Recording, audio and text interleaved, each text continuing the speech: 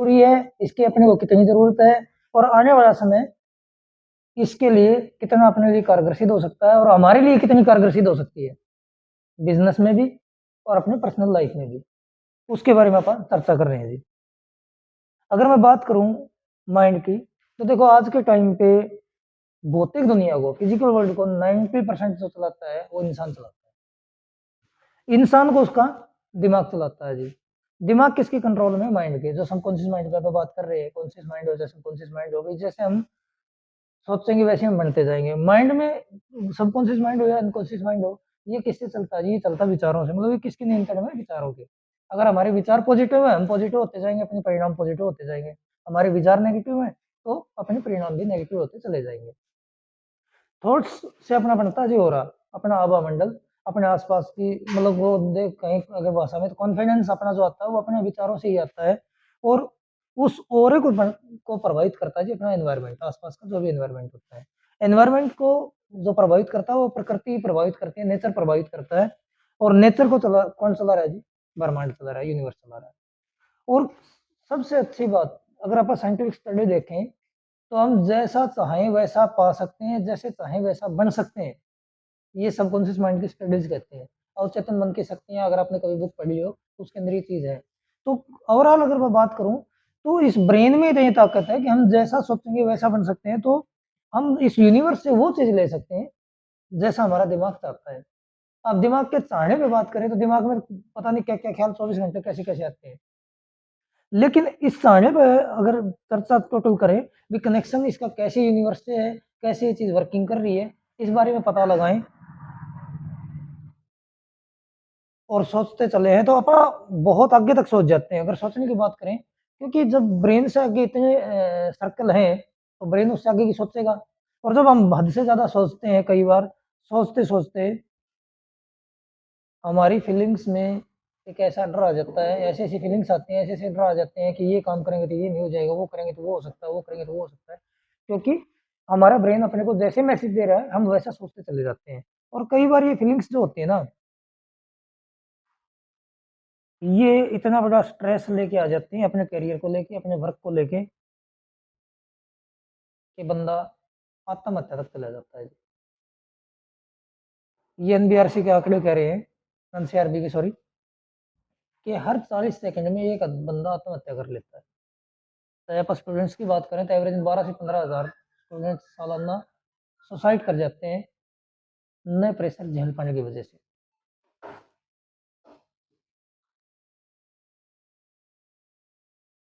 अब जो इतना बड़ी समस्या है, जिस समस्या से आज हम जूझ रहे हैं, अपना आम आदमी जूझ रहा है, अपने पूरी मानव सभ्यता जूझ रही है, उसके बारे में इंसान चाहेगा कि ये चीज़ें खत्म हो कैसे भी हो। उसके बारे में सर्चिंग करने की कोशिश की, सहारा लिया एस्ट्रोलॉजी का। मैं ये नहीं कह रहा एस्ट्रोलॉजी अपना काम नहीं कर रही है, एस्ट्रोलॉजी अपना ज्योतिष है, वो अपना अच्छे लेवल पे काम कर रहा है।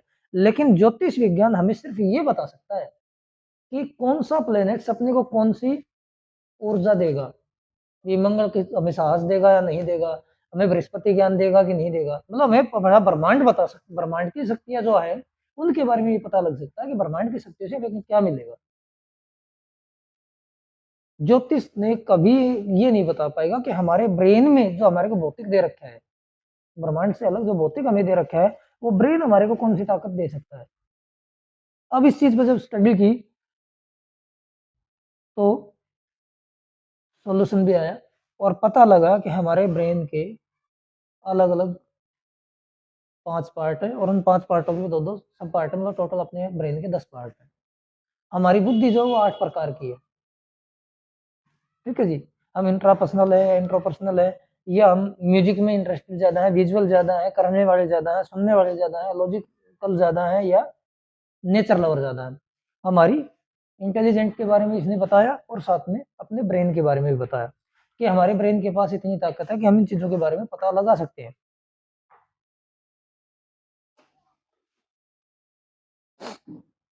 अब ब्रेन की इतनी बड़ी पावर है, तो ये फंक्शनिंग चलती कैसे है, ये काम कैसे करती है।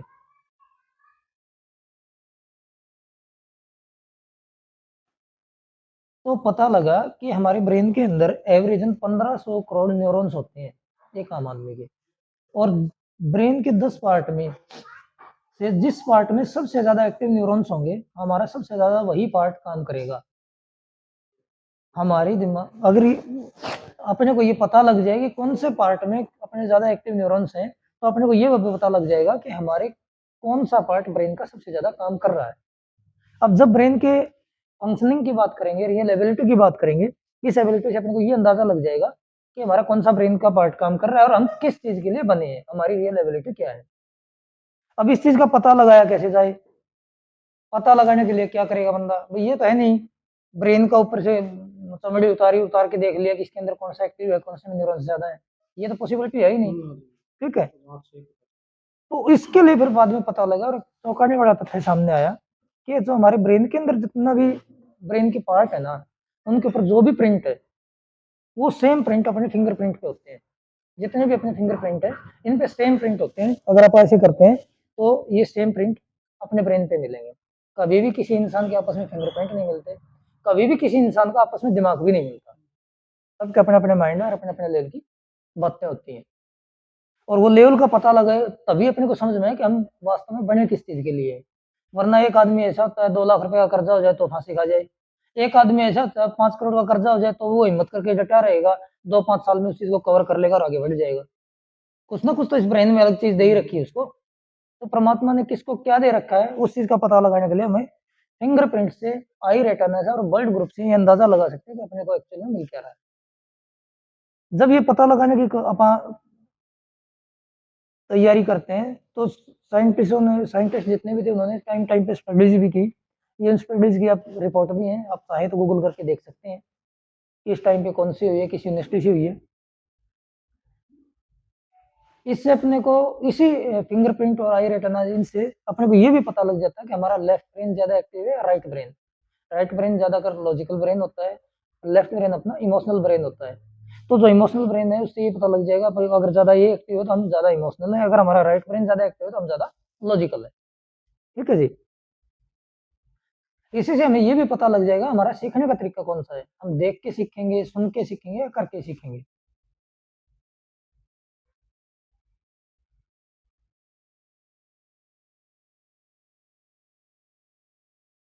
इससे अपने को ये भी पता लग जाता है जी, कि हमारा आईक्यू लेवल किस लेवल पे है। हम हमारा आईक्यू लेवल किस लेवल पे है, हम इमोशनल कितने हैं, हम कितने क्रिएटिव हैं और कितने एडवर्सिटी है। कितना हम दबाव झेल सकते हैं, कितना दबाव में काम कर सकते हैं, कितना इमोशन में काम कर सकते हैं, हमें सबसे ज़्यादा किस चीज़ की ज़रूरत है। अगर अपने को इन चीज़ों का पता लग जाता है, तो हम अपने बच्चे को उस तरीके से ट्रीट कर सकते हैं, कि वो दबाव झेलने की हिम्मत उसके पास है ही नहीं, परमात्मा ने दी नहीं है, तो हम उसको प्रेम से इमोशन अगर उसके पास इमोशनल है, तो हम उसको मोटिवेट करके काम ले सकते हैं। एक बच्चा ऐसा होता है जो दबाव में ही काम करेगा, वैसे वो रिलैक्स हो जाएगा, तो अपने को इस चीज़ से ये पता लग जाता है कि हम किस सेक्टर में क्या काम करें और कैसे करें, ये हमारा बच्चा किस सेक्टर में जा सकता है। इससे अपने को अपने करियर का भी पता लग जाता है, भी हम सबसे ज़्यादा किस चीज़ में एक्टिव हैं, हमारा फॉरेन लैंग्वेज ज़्यादा है, लिटरेचर में ज़्यादा है या जिस भी सेक्टर में हम ज़्यादा हैं। अब जिस बच्चे का डिफेंस है, मान लो इसका डिफेंस दे रखा है पीछे, 0 है, मतलब कितना मुश्किल से 10% के आस-पास है और इसको हम कोशिश करें कि बेटा तू फौज की 2 भर्ती देख ले, ये 0 हो जाएगा। इसको कहें तू डिज़ाइनिंग सीख ले, ये 0 हो जाएगा, इसका डिज़ाइनिंग है ही नहीं, ठीक है? मतलब इसके सबसे ज़्यादा फॉरेन लैंग्वेज है, मतलब ये तैयारी कर सकता है दूसरी लैंग्वेज सीखने की, विदेश जाने की, लोगों के साथ मिलने की, जुलने की, अपनी बात रखने की और समझाने की। इसके पास वो एबिलिटी है। हम उस एबिलिटी को हटा के इसको सिर्फ रट्टा लगवा रहे हैं, तो हम उस बच्चे के साथ भी खिलवाड़ कर रहे हैं और अपने खुद के साथ भी खिलवाड़ी कर रहे हैं। इससे हमारे को पर्सनैलिटी का भी पता लग जाता है कि हम किस पर्सनैलिटी के हैं। ईगल के हैं, डव के हैं, पीकॉक के हैं। हमें अपनी पर्सनैलिटी का पता लग जाता है, जब बच्चे की पर्सनैलिटी का अपने को पता लग जाता है, तो उससे हमें ये भी पता लग जाएगा कौन-सी कमी बच्चे के अंदर है जिसको हम सुधार सकें। कौन से इसके पास ऐसी खूबियाँ हैं, जिन खूबियों को हम आगे बढ़ा सकें। हमारी 90% समस्या क्या होती है, हमारे पास जो एक कमी है, उसको सुधारने में लग जाते हैं। जबकि होना ये चाहिए, हमारे पास ऊपर वाले ने जो एक खूबी दे रखी है, उसको बढ़ाएँ। क्योंकि कोई भी इंसान संपूर्ण नहीं होता, निपुण कोई नहीं है, हर कला में कोई निपुण नहीं है। ठीक है? जो एक कला में हम निपुण हैं, उसको बढ़ाने के बजाय जो कला में हम निपुण नहीं है, उसको बढ़ाने में लग जाते हैं। इससे ज़्यादा अच्छा ऊपर वाले ने अपने को जो एबिलिटी दे रखी है, उसको ही अपनी बढ़ा ले, बाकी चीज़ों को छोड़ दें। तो इससे अपने को ये पता लग जाता है कि हमारे पास रियल में कौन-सी एबिलिटी है। हमारे किसी से ये पता लग जाता है कि हमारा ब्रेन किस तरीके से काम करता है, हम रिवर्स थिंकर ज़्यादा हैं या रिवर्स थिंकर की बजाय रिफ्लेक्टिव ज़्यादा है, ज़्यादा क्रिएटिव है, एक्टिव है, किस तरीके से सारी चीज़ों से अपने को पता लग जाएगा अपने ब्रेन का। यहाँ हमें ये पता लग जाता है लगभग 10th के बाद सबसे बड़ी समस्या माँ-बाप की है। हम अब तक करियर का जो चुनाव करवाते हैं, वो हम अपने माइंड से करवाते हैं किसी भी बच्चे को। परिवार में कोई एक बंदा पटवारी लग गया, वो पटवारी अच्छे पैसे कमा रहा है, तो हमारा पूरा फ़ोकस होता है तेरा तो वो पटवारी लग गया था, भाई तू पटवारी लग जी, उसकी तैयारी कर ले। शायद हो सकता है बच्चा उस सेक्टर में इंटरेस्टेड ही ना हो, हम दबाव बना देंगे, तब किसी मेडिकल में भेज देंगे, कॉमर्स में भेज देंगे, साइंस में भेज देंगे या उसको आर्ट दिला देंगे। मतलब उसकी एक खुद की जो खूबी है, उस खूबी के साथ भी खिलवाड़ कर जाते हैं। लेकिन ये कि इसके बाद में वो चीज़ें नहीं होगी, अभी जिसकी ये आर्ट ज़्यादा है इसकी, धक्के से इसको मेडिकल दिलवा दो, काम क्या है? ज़ीरो हो गया। ठीक है जी। इससे हमारे क्या उस बच्चे का ब्रेन का भी पता लग जाता है। हम कई बार हद से ज़्यादा प्रेशर वाली चीज़ उसको दे के बैठ जाते हैं, जो उसकी सिफारिश में होता ही नहीं। इससे अपने को ये पता लग जाता है बच्चा आउटस्टैंडिंग है 200 प्लस है तो उसको शायद बिज़नेस की तरफ भी धकेल दें। अगर वो एडversity है तो बिज़नेस की तरफ भी धकेल दें। वरना वो किसी अच्छे लीडर के नीचे जॉब करने वाला बंदा है, तो उसको उस तरफ धकेलें। यहाँ से अपने बच्चे की अपनी स्टेबिलिटी का पता लग जाता है। ये कोई एक आध लॉयर हैं, साइंटिस्ट हैं और डॉक्टर हैं, उन्होंने अपनी तरफ से राय दी है कि ये कितना ज़रूरी है करवाना।